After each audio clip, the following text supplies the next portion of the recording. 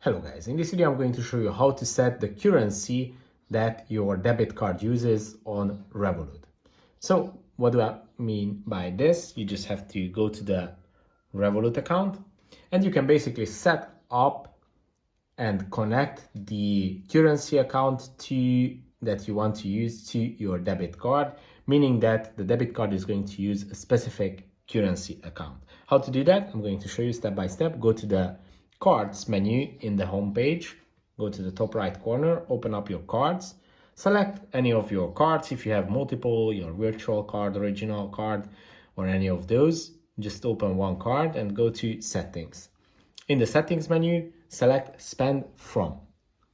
And here you can set whichever currency account that you would like to use. As you can see, you can set to all cash accounts, or you can set to a specific currency or even cryptocurrency. If this video was helpful for you, please consider sending a super thanks donation. Bye bye.